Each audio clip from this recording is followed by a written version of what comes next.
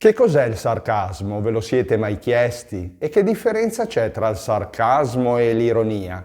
Ciao, sono Fabio, benvenuti sul mio canale L'amore per le parole. Chiariamolo subito, sarcasmo e ironia non sono la stessa cosa. Puoi confonderli, è vero, in effetti il meccanismo che usano è lo stesso, capovolgono la realtà dei fatti. Ma l'obiettivo e l'effetto sono molto diversi. Partiamo dall'ironia. Stravolge il senso letterale delle parole, dice qualcosa in contrasto con quello che ci aspettiamo. Guarda che bel sole oggi, ma fuori c'è il diluvio universale, una battuta che strappa un sorriso. Anche il sarcasmo esprime il contrario di quello che intende, ma in modo esagerato, aggressivo. Enfatizza la frase col tono della voce, coi gesti o con un'espressione marcata del viso. Finge di prendere per buona un'affermazione che ritiene sbagliata e poi ne mette in rilievo l'assurdità. Di fronte a un compito sbagliato, il professore riprende l'alunno sbraitando in modo concitato. Ma come sei bravo in fisica, da grande farai lo scienziato di sicuro.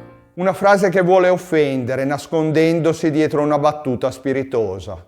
Ma perché tutta questa aggressività? Da dove proviene? Cosa significa davvero la parola sarcasmo? Scopriamolo insieme.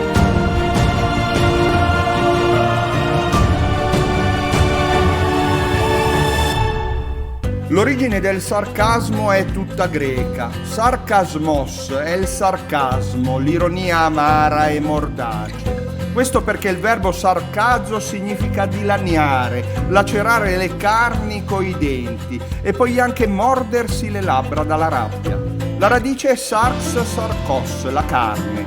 Per i greci, dunque, fare sarcasmo è come affondare i denti nelle carni di qualcuno. Una bella differenza con l'ironia. Poi il sarcasmo si può fare solo con le parole. Non nasce da una situazione, da un dramma come accade con l'ironia. Inoltre i suoi obiettivi e gli effetti che produce sono molto diversi da quelli dell'ironia. Mentre l'ironia vuol fare sorridere, senza cattiveria, al massimo criticare benevolmente, il sarcasmo ha l'intenzione esplicita di fare del male. Senza alcuna compassione per la vittima, senza simpatia. Vuol provocare, far sentire in colpa, condizionare, come il padre che dice alla figlia: un portento il tuo nuovo fidanzato, con la terza media farà di certo strada nella vita.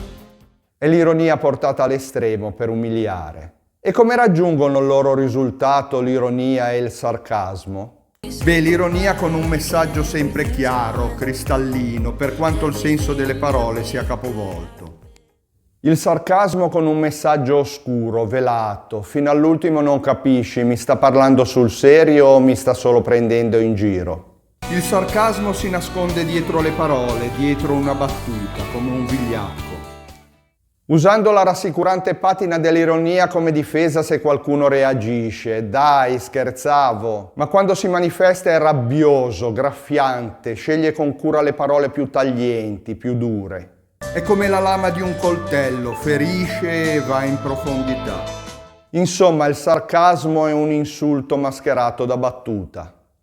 La differenza tra sarcasmo e ironia sta anche nell'effetto che producono in chi viene colpito. L'ironia distende gli animi, sdrammatizza, anche se esprime una critica. Invece il sarcasmo lascia la vittima perplessa, imbarazzata. Quante persone che seguono il canale non sono ancora iscritte? Valuta l'opportunità di farlo. Parleremo di tante altre parole interessanti e sarebbe un vero peccato perdersele. E allora dai, lascia un commento qui sotto e attiva la campanella delle notifiche per restare sempre aggiornato. Chi usa il sarcasmo? Beh, chi si sente superiore o chi fa il simpaticone in cerca di applauso senza conoscere i limiti della buona educazione. In genere chi è così insicuro da cercare il riconoscimento degli altri attaccando il prossimo, il represso pieno di rancore. O chi non crede più nella vita. Il sarcasmo lo protegge dalla paura di soffrire, ma gli preclude ogni possibilità di essere felice. Come difendersi dal sarcasmo? Ignorandolo e basta, non c'è peggior risposta a chi vuol fare un appunto non richiesto del silenzio. Alla fine, in questo perfido gioco, chi perde è proprio chi abusa del sarcasmo, o come ci insegna l'etimologia, chi morde profondamente le carni altrui, perché rivela tutta la sua frustrazione, la sua insicurezza. Godendo solo nel vedere gli altri inciampare, si fa odiare da tutti, per quel comportamento così dubbio e quella lingua così doppia e velenosa.